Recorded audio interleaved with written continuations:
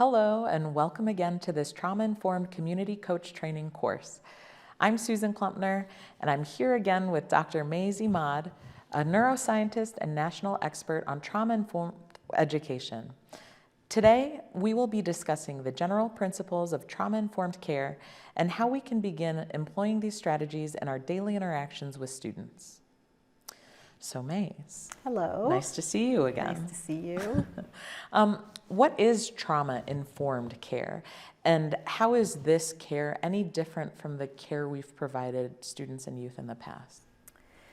Yeah, so that's a great question. So a trauma-informed or a trauma-sensitive or trauma-responsive care, it's a philosophy that says, I understand that the people we serve, students, youth, they come with a past and a present. We're shaped by experiences. And those experiences impact how they interact, how they see the world, how they work, how they learn. And so I ask the correct questions. What happened to you?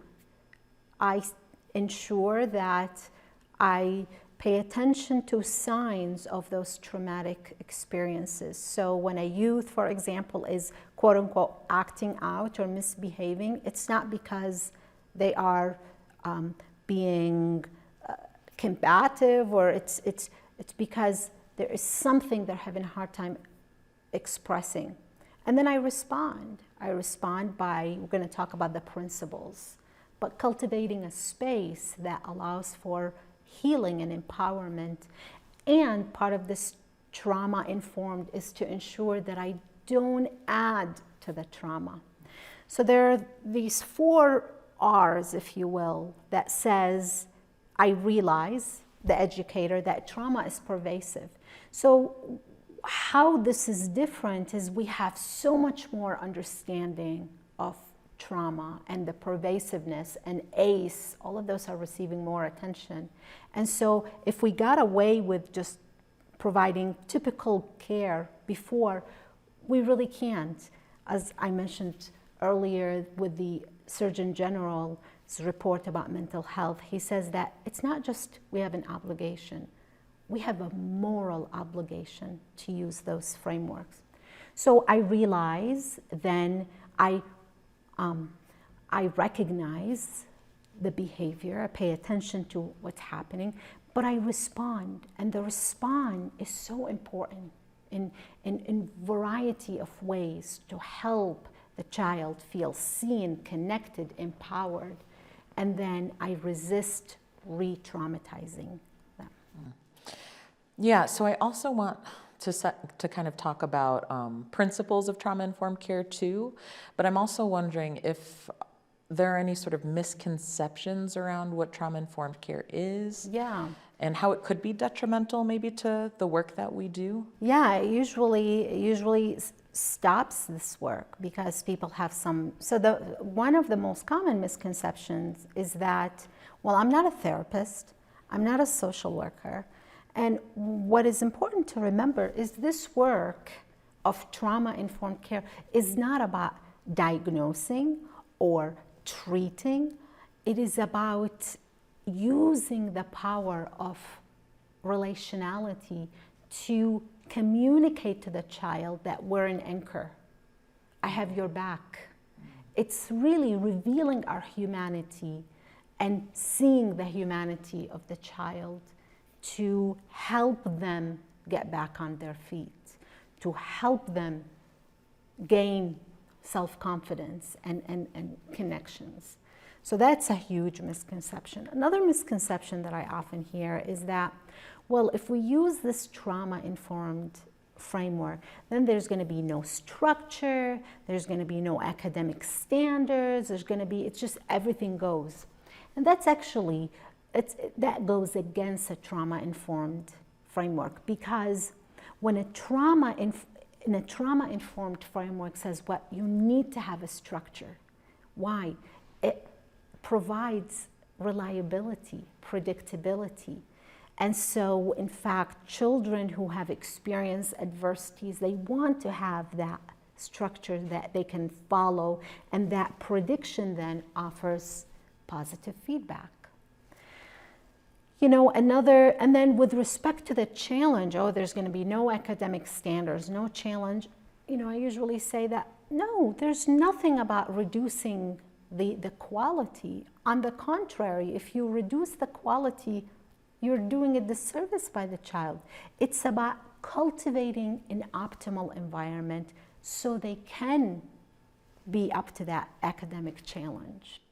Yeah, I was just reflecting on how in earlier modules we talked about that when, you know, children are dysregulated, they're unable to process information. Yes. And so making sure that the environment itself is supportive and everybody's coming from a trauma lens. Yes. Can really sort of enhance, you know, the ways in which students are able to learn new information. Absolutely. You could help them learn to organize. You could help them learn to say, I am here now. I'm going to focus on X, and I will think about Y later. Those are tools that, again, we're not born with, but we could learn to acquire them. Yeah, super helpful. Now, can you talk about some of the principles of trauma-informed care? Yeah. So the principles are what? Those are a set of guiding themes that says if you're going to have a trauma-informed coaching or a trauma-informed class or a trauma-informed organization, you want to have the following principles. And then they leave it up to you what practical strategy. So the most important principle is the space has to feel safe, whether it's virtual, whether it is physical. We can't learn if we don't feel safe. We can't thrive. We can't feel connected. We don't take risk if we don't feel safe. So that safety is so important. It's not just the physical, it's the emotional, it's the psychological. And one of the most important things I say about safety is don't make assumptions about the child. Don't assume or put them into a box. Learn who they are. Ask them. Wonder, what are you thinking? Tell me more. That's really important. So there's safety. We want to be in that safety with them, and we want to foster what? Foster relationships. But not just any relationships. We want to have trust. Now, one of the things we could foster a trusting relationship is through telling stories, right? And so, you know, I'm working with a child and I say, when I was your age, this happened to me and this is what I did. And I love this because it reminds me of X, Y, and Z. So there's this trust and also transparency. Oftentimes what I see is we tell children or students what to do, but we don't tell them why. We don't explain to them how this is for their benefit. And so from their perspective, they may think that we're just haphazardly doing it. And so there's safety, there's transparency and trustworthiness, and then there is really important peer support. So sometimes I could be working with a student and I say, I understand this is tough. I was a student also and so on. It's very far removed. But when their peers talk with them and they say, I'm having a hard time too, right here, right now, it is more supportive. So there is safety, trustworthiness, transparency, there's peer support, really important collaboration. We do well when we are in community doing something together. So group project in addition to, you know, individual. And then when we experience trauma, the part of the brain, among other parts that is impacted is the part that the sense of self, the sense of agency. And so we feel our self-confidence is impacted. And a lot of children, they're just building their self-confidence. And then there is the trauma and so on. So a huge principle is, how can we help them feel empowered? They call it voice and choice. Give them options, not too many to overwhelm them, and then say, what would you like to do? So this autonomy is so important. And the last principle is, and something we alluded to earlier in the earlier modules, we can't do this work without contextualizing it. What are the historical, racial, socioeconomic factors? Really important to learn who are the youth we're working with. Youth that are coming from the inner city of Chicago or across the border, or for example, Ann Arbor, Michigan, they're going to have different contexts. So it's really important to take that big picture and also learn to leverage the power of cultural connections. That's interesting. So a trauma-informed care or perspective, right, is looking at sort of youth and contextualizing their experience also, but then also thinking about our own experience too, right? So in order for me to sort of break some of the communication patterns that maybe I learned as a child or some of us learned as children, we have to more authentically engage with who we are, because in order for us to show up for children in this trauma-informed way, we have to have shown up for ourselves too. Absolutely, right? yes. And so that's why I kind of wanted to bring up this idea of self-care, because when we talk about self-care, like, I think a lot of people think of it as, you know, doing yoga or mindfulness activities, both of which are very important and both of which are things that I wish I could do more. But how important is self-care, you know?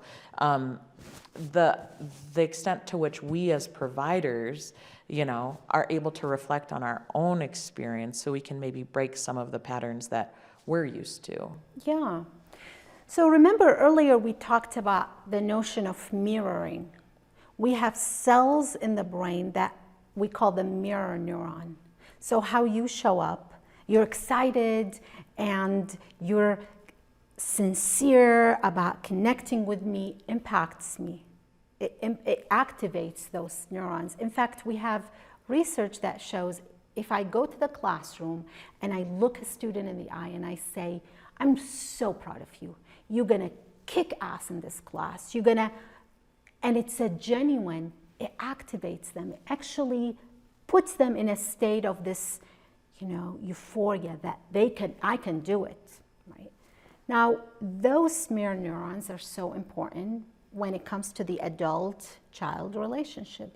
So what we know is if an adult shows up and they're in that, you know, positive, grateful, optimistic state, it will impact the child. Conversely, if I show up and I am just really exhausted, depleted, I don't feel appreciated, the child will pick it up. So why is self-care important? All right, in addition to this, what we just talked about, there's also the concept of secondary traumatic stress. So secondary traumatic stress is the stress that comes from helping those or wanting to help those who are in a traumatic, who experience trauma. Because we're relational, we pick up on that and we feel depleted. So there are risk factors that puts us in, that predicts that we're gonna have secondary traumatic stress. What are those risk factors? If I continue to be exposed to the child's adversities, number one, my own personal trauma. Number three, chronic stress, there's constant stress. And then number four is workload. So those factors says what? I'm going to burn out. I'm going to experience that secondary traumatic stress. What is important, on the other hand, is there are things we could do that prevent that secondary traumatic stress. Those are the protective factors.